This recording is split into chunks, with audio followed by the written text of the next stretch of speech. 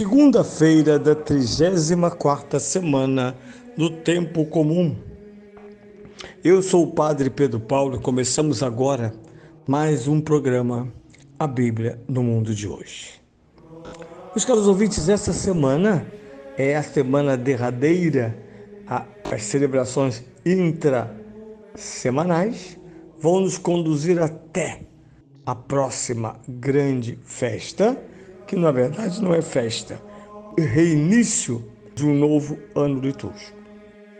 Sim, essa semana deverá desembocar-se no primeiro domingo do Advento do ano C, o ano de São Lucas.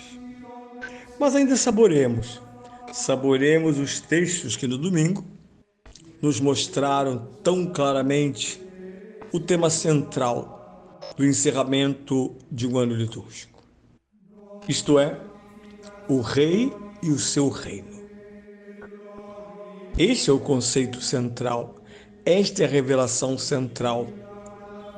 O homem de Nazaré confrontado pelo governador, o pagão, que de certa maneira ao menos o confunde, porque no fim deste diálogo que ouvimos uma parte, Pilatos volta depois da maior resistência ainda dos judeus combinados entre si através do Sinédrio, e assustado, ou pelo menos pasmado, ele diz a Jesus, perguntando: o que fizeste?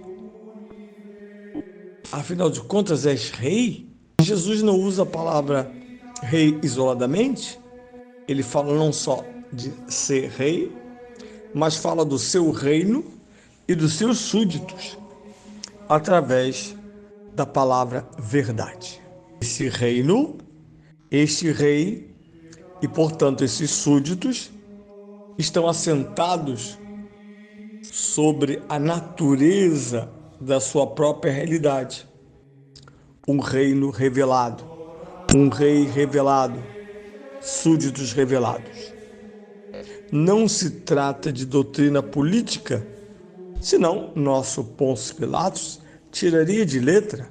Afinal de contas, ele representa o sumo da geopolítica antiga, ele é um funcionário em alto padrão, ele é um governador do sistema romano, político e cultural.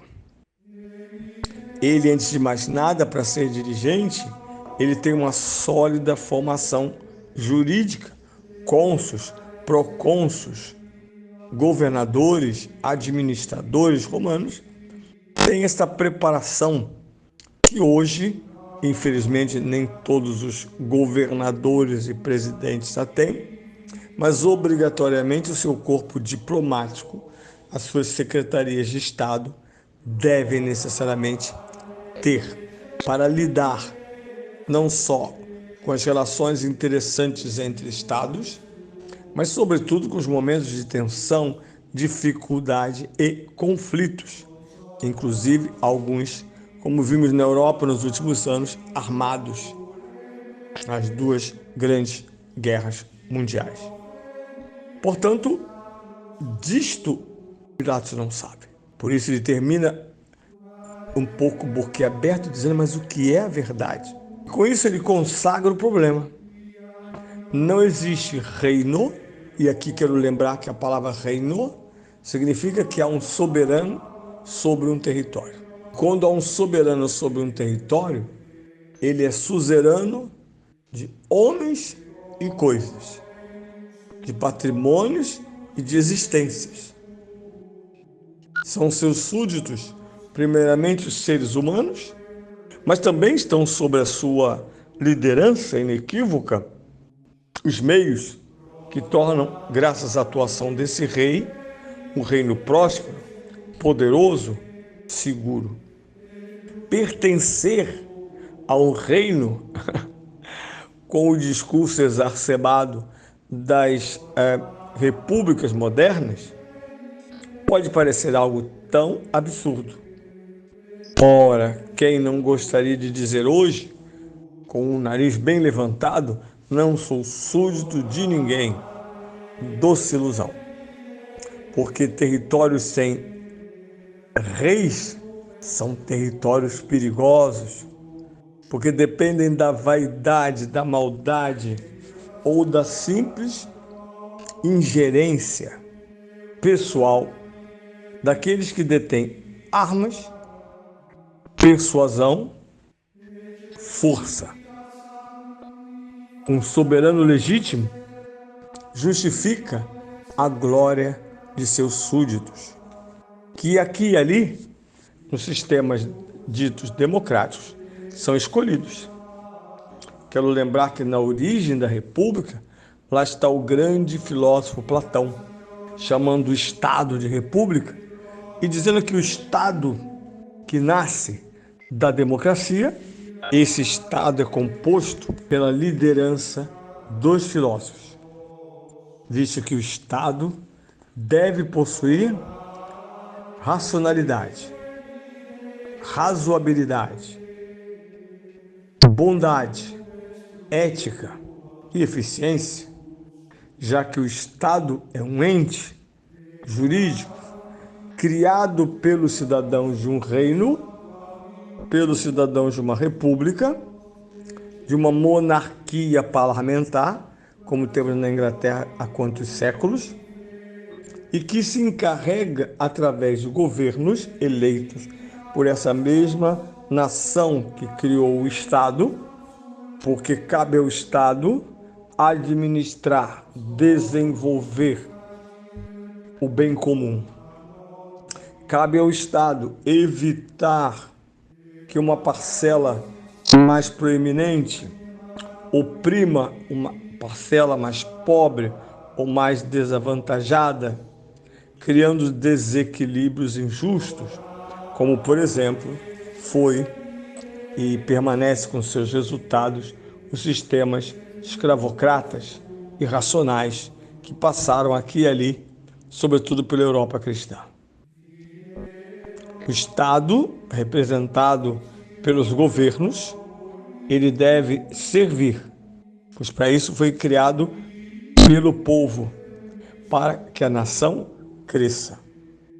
Ora, esse Estado é o reino de Deus, no qual, sem que tenhamos nenhum mérito, escolha ou influência, porque o Estado, no sentido do reino de Deus, ele é absoluto, ele é divino. Jesus é muito claro lá no capítulo 15 do Evangelho de São João, quando diz: não fostes vós que me escolhestes. Fui eu quem vos escolhi e enviei para dardes muito fruto. O reino de Deus te escolheu.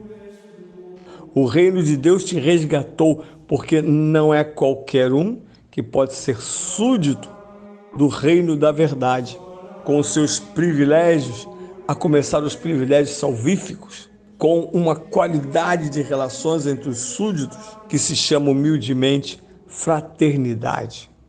Satanás, que tem poder dado pelo pecado humano, também tem reino, chama-se inferno, no qual as relações entre os seus súditos, isto é, escravos, é uma relação de ódio, de contenda, de mal-estar. Ninguém é feliz no inferno. É esse reino que está representado na terra pela encarnação do Filho unigênito de Deus, pois se trata, segundo São Paulo, na primeira carta aos Coríntios, de um reino que vem do Pai, é implantado na história através do Filho, e o Filho, na conclusão da história, devolver ao Pai este reino perfeito, sem rugas, sem manchas, sem inimigos, sem a morte, sem a dor. E diz São Paulo, ele mesmo, Filho, vai se entregar ao Pai, integrado no mistério da Trindade, como reino da Trindade.